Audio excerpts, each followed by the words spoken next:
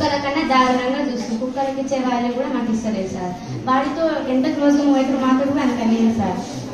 Food అస్సలు బాగాలేదు. 10th class మేము అసలు స్టడీ ఏమన్నా లేదు. అందుకని అందరు టీసీ తీసుకొని వెళ్తారు సార్. మేము ఎప్పుడు కూడా మీరు ఉండరాన్న ధైర్యం తోటి మిమ్మల్ని పిలిపించినాం సార్. మమ్మల్ని చాలా బెదిరించింది సార్. ఏమని బెదిరించింది? ఏమైతే మీకు ఏం కాదు ఉండండి, కొత్త ప్రిన్సిపల్ అడ్జస్ట్ చేసుకోండి అని చెప్తున్నారు సార్. స్టడీ బాగాలే, కర్రీల ఇది పురుగులు వచ్చిన. ఒక రోజు అయితే బోండాలు చిన్న చిన్న ఉన్నాయి బోండాలు. ఒక అక్కకైతే పెరుగు చట్నీ చేసిండు, అందులో అయితే ఇంతలా పురుగు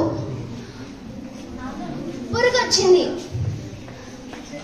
పురుగులు వస్తున్నాయి.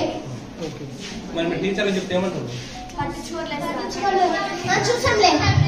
మేము 10th వాళ్ళకైతే ఇంతవరకు మొన్న ఫిజిక్స్ ఇంగ్లీష్ వచ్చి ఇంగ్లీష్ మీడియంకి ఎస్టర్డేకి టుడేకి టుమారోకి తేడా తెలియదు సార్. మళ్ళీ మ్యాథ్స్ మీడియం మాకు ఫస్ట్ నుంచి చెప్తారు. ఒక్క ముక్క కూడా ఎవరికి అర్థం కావట్లేదు. చెప్పాలంటే ఏంటి చెప్తే కూడా అసలు ఏం అర్థం కావట్లేదు సార్. చెప్తే ఏమంటారు చూద్దాం. మా ప్రాబ్లం ఏంటంటే మా సంజయ్ మేడం ఉన్నారు కదా, మాకు ఆ మేడమే కాదు ప్రిన్సిపల్ వద్దు. అదే రీజన్ ఏంది? అన్నిటికీ రూల్స్ పెడితే మేము ఎట్లుండాలి సార్? ఇక్కడ ప్రతి దానికి రూల్ అంటున్నారు.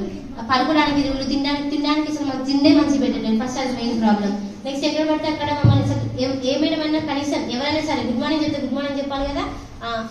షర్ట్ ఇట్లా మంచిగా అది ఏదో ఒకటి చూసి మమ్మల్ని తిట్టడం తప్పించి ఇంగ్లీష్ లో తిట్టడం. ఫస్ట్ వచ్చిన రోజైతే మనకి చాలా ఘోరంగా తిట్టినారు సార్. అసలు ఏంటమ్మా ఇదేనా మీకు చేసేది అని ప్రతిదానికి తిట్టడమే. బ్రెయిన్ లేదా మీకు, లివింగ్ డెడ్ బాడీస్ మీరు అని అన్నిటికీ తిట్టనే ఉంటారు.